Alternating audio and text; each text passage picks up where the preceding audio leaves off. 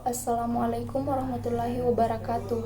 Perkenalkan, nama saya Nur Syamsi, Prodi Teknik Informatika di STIMED Nusa Falapa. Adapun judul presentasi saya kali ini yaitu perencanaan model bisnis e-commerce. Terlebih dahulu yang harus diketahui adalah apa yang dimaksud dengan e-commerce. E-commerce merupakan suatu tindakan melakukan transaksi bisnis secara elektronik dengan menggunakan internet sebagai media komunikasi yang paling utama. E-commerce berhubungan dengan penjualan, periklanan, dan pemesanan produk yang semuanya dikerjakan melalui internet.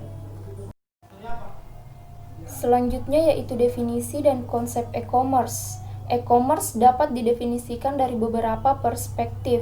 Yang pertama, ada komunikasi, yang kedua perdagangan, proses bisnis, dan layanan. Komunikasi yaitu meliputi pengiriman barang, jasa, informasi, atau pembayaran melalui jaringan komputer atau sarana elektronik lainnya. Sedangkan perdagangan yaitu penyediaan sarana untuk membeli dan menjual produk, jasa, dan informasi melalui internet atau fasilitas online lainnya. Proses bisnis yaitu menjalankan proses bisnis secara elektronik melalui jaringan elektronik, yaitu menggantikan proses bisnis fisik dengan informasi. Dan yang terakhir adalah layanan, yaitu cara bagi pemerintah, perusahaan, konsumen, dan manajemen untuk memangkas biaya pelayanan atau operasi sekaligus meningkatkan mutu dan kecepatan layanan bagi konsumen. Ruang lingkup e-commerce.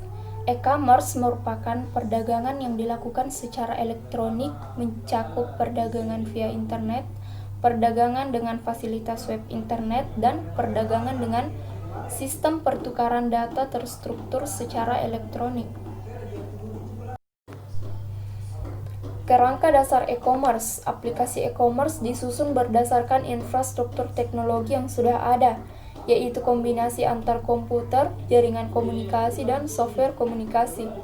Aplikasi e-commerce tidak akan berjalan tanpa adanya infrastruktur yaitu berupa jasa bisnis umum, distribusi pesan dan informasi, isi multimedia dan publikasi jaringan, dan yang terakhir yaitu information superhighway. Yang pertama yaitu jasa bisnis umum sebagai proses pembelian dan penjualan barang. Yang kedua yaitu distribusi pesan dan informasi sebagai pengiriman dan pengambilan informasi. Yang ketiga, isi multimedia dan publikasi jaringan, yaitu untuk pembuatan sarana mengkomunikasikannya. Yang keempat, ada information superhighway, yaitu sebagai landasan utama untuk sistem highway atau jalan utama, di mana seluruh aktivitas e-commerce akan menggunakan jalan utama tersebut. Berikutnya adalah ada beberapa jenis-jenis e-commerce, yaitu B2B atau business to business. Transaksinya menggunakan EDI dan untuk pembelian barang dan jasa, informasi dan konsultasi juga digunakan untuk pengiriman dan permintaan proposal bisnis. Yang kedua yaitu B2C atau business to customer, di mana konsumen mempelajari produk yang ditawarkan melalui publikasi elektronik, kemudian membeli dengan electronic cash dan sistem secure payment.